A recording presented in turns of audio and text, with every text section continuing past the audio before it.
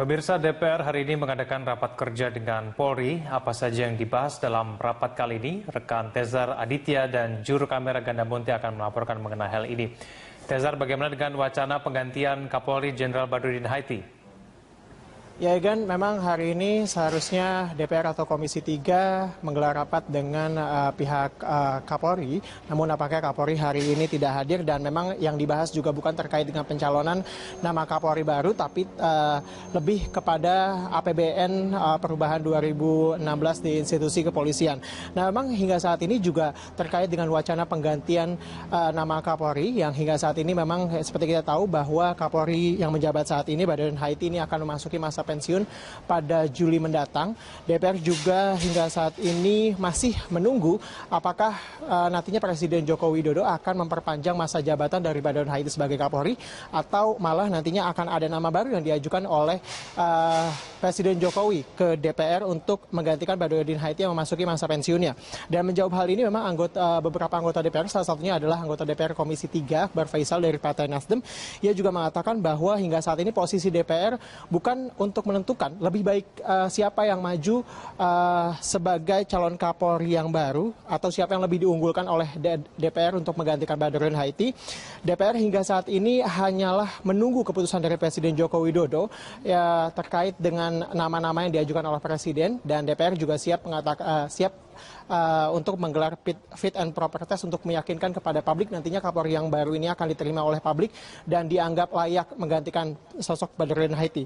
Nah, terkait dengan adanya isu perpanjangan Badrodin Haiti sebagai Kapolri atau akan mengganti Badrodin Haiti dengan nama baru, ini juga ia mengatakan bahwa wacana perpanjangan jika nantinya memang Presiden Joko Widodo akhirnya mengajukan masa perpanjangan dari Badrodin Haiti, ini juga pihak Komisi 3 juga menyatakan seharusnya Presiden harus menjelaskan apa legal standing yang mendasari perpanjangan dari Badrodin Haiti. Dan jika memang ada nama baru, nantinya juga pihak dari Komisi 3 DPR ini siap untuk mengadakan uji publik atau fit and proper test untuk meyakinkan kepada publik.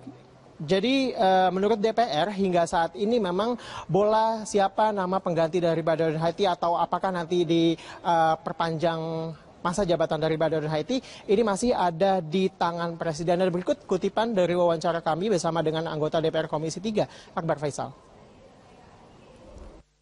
DPR itu tidak dalam posisi yang kuat untuk menentukan siapa Kapolri dan siapa yang layak jadi Kapolri dan siapa yang tidak layak jadi Kapolri dalam hal persetujuan.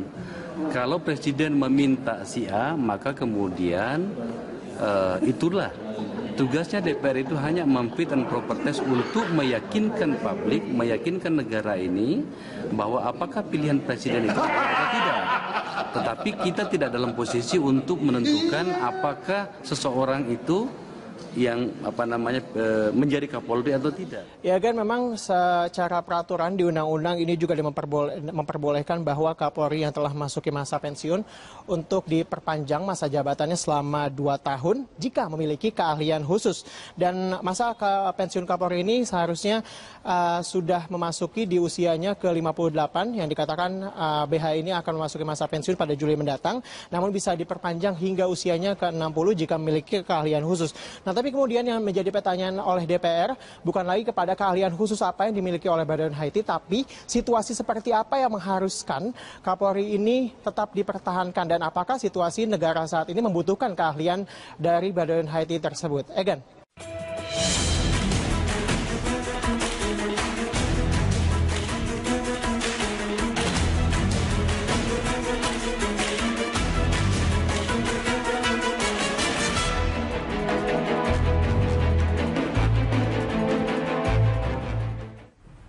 Kapolri Jenderal Badrodin Haiti pada 24 Juli mendatang akan memasuki masa pensiun. Isu seputar siapa pengganti jenderal lulusan terbaik Akpol 1982 itu pun langsung bergulir kencang.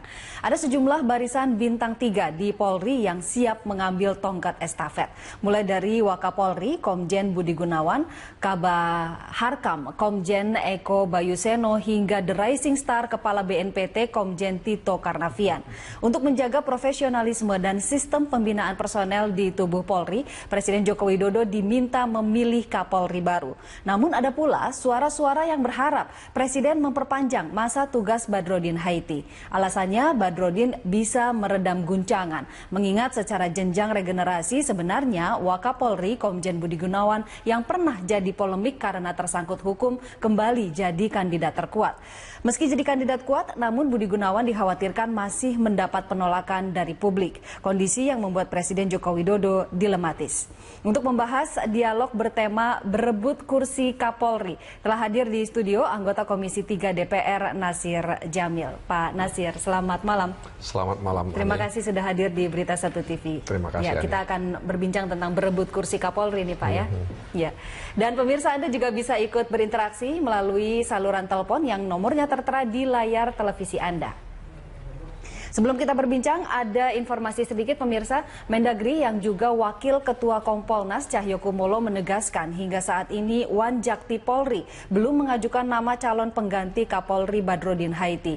Cahyo menargetkan bulan Juni ini nama tersebut sudah ada dan diajukan kepada Presiden. Dirinya menegaskan pergantian dan pemilihan Kapolri yang baru sepenuhnya adalah hak prerogatif Presiden. Bagaimana Bapak Menko Polhukam sampaikan bahwa mudah-mudahan bulan Juni ini menunggu Wanjakti dari Mabes Polri, Kompolnas juga akan menyampaikan beberapa nama sebagai bahan pertimbangan kepada Bapak Presiden. Itu aja. Karena keputusannya ada pada Bapak Presiden.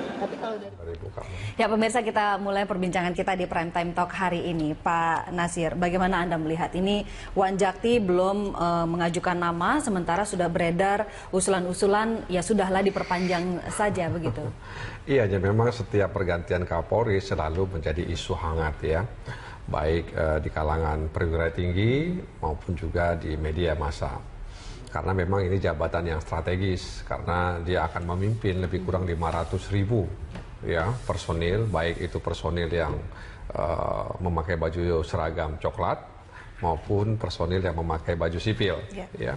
Nah karena jabatan yang strategis dan dia juga punya fungsi yang sangat strategis, maka wajar kalau kemudian isu-isu hangat menjelang pergantian Kapolri itu mencuat ya ke permukaan. Nah, persoalannya memang saya melihat Presiden juga belum, ya artinya masih bergeming ya soal Kapolri ini, sehingga belum ada pernyataan Presiden yang saya dengar atau yang saya lihat atau yang saya baca terkait dengan soal pengganti Badrodin Haiti tadi itu. Meskipun ada suara-suara memang ingin menambah atau memperpanjang, ya tentu saya sering mengatakan kalau regulasinya aman, kalau kemudian publik juga aman, ya tentu Presiden bisa mempertimbangkan apakah dia memperpanjang atau mencari Kapolri baru pengganti Badrodin. Tapi amankah secara regulasi untuk memperpanjang masa jabatan? Ya, memang karena di Undang-Undang Nomor 2 Tahun 2002 tentang Kepolisian Republik Indonesia tidak secara eksplisit menyebutkan pergantian Kapolri atau perpanjangan Kapolri maksud saya, karena di dalam undang-undang itu di dalam pasal 11 ayat 1 hanya ada pemberhentian dan pengangkatan, tidak ada perpanjangan. Nah, di pasal 30 ayat 2 juga itu memang anggota Polri bisa diperpanjang masa pensiunnya ya dari 58 menjadi 60. Tapi itu konon katanya untuk level teknis, bukan level strategi seperti Kapolri. Kalaulah misalnya Undang-Undang Nomor 2 Tahun 2002 itu mengatur soal perpanjangan Kapolri, maka soal perpanjangan itu tidak akan diatur di pasal 30, pasti akan diatur di pasal 12 misalnya, ya.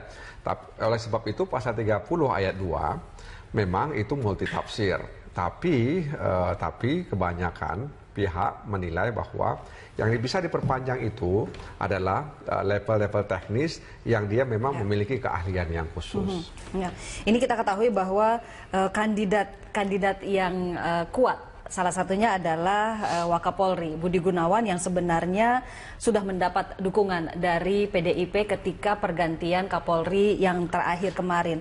Nah, namun seperti tahun 2015, BG juga nampaknya masih mendapat penolakan dari publik karena publik masih menyoroti ini, masih hangat begitu dalam ingatan publik.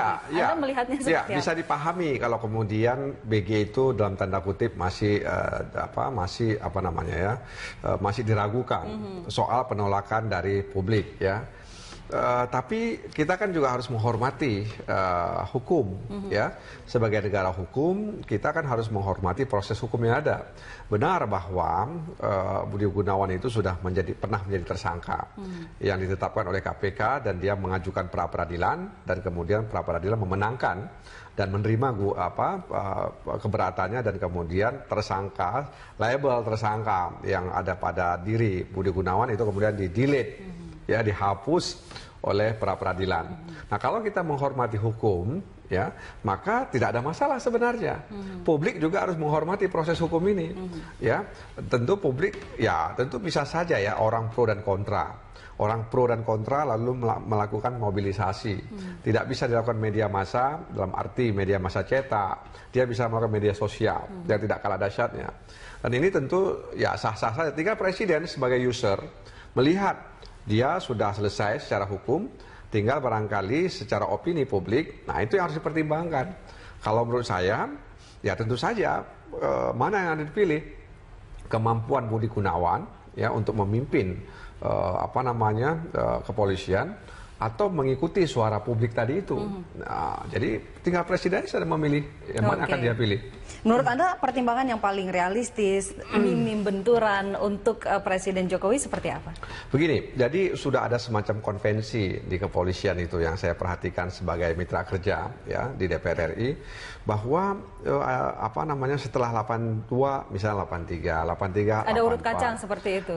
Itu semacam konvensi yang tidak tertulis. Jadi dan masing-masing angkatan itu kepingin ada salah satu anggotanya yang menjadi Kapolri. Itu sebabnya kemudian setiap angkatan itu ada lulusan terbaik. 82 Pak Badrul Haiti sebagai lulusan terbaik. 83 juga ada, 84 juga ada. Ya, jadi semua angkatan itu memiliki lulusan terbaik dan biasanya lulusan terbaik di Akpol atau Akmil waktu itu berpeluang menjadi Kapolri. Ya. Kok jadi kesannya jabatan Kapolri ini bagi-bagi jabatan ya? Sebenarnya terkesannya seperti itu, tapi kan ini ini kan menyangkut dengan senioritas. Jadi memang nggak bisa dipungkiri bahwa di Korps TNI, kemudian di Korps Polisi yang namanya senioritas itu meskipun bukanlah syarat utama, tapi itu menjadi penting ya karena dia akan mengatur sebuah institusi yang punya kewenangan ya, yang kewenangannya itu besar sekali ya. Nah, karenanya senioritas itu menjadi penting meskipun menurut saya tidak menjadi masalah untuk di level polisi daerah, contoh Kapolda Metro Jaya misalnya 87 ya kan, sementara Pak Mugiarto 86. Seharusnya kan kalau kita mau urut kacang, Pak Mugiarto dulu baru Pak Tito, tapi justru ini sebaliknya. Untuk level Polda barangkali tidak ada masalah. Tapi untuk Kapolri harus dipertimbangkan. Tapi untuk Polri, Mabes Polri ya, atau jabatan Kapolri ini memang harus menjadi pertimbangan. Ya, baik. Saya harus jeda dulu sejenak Pak Nasir, kita akan lanjutkan perbincangan di segmen berikutnya. Pemirsa, jangan kemana-mana, Prime Time Talk akan kembali.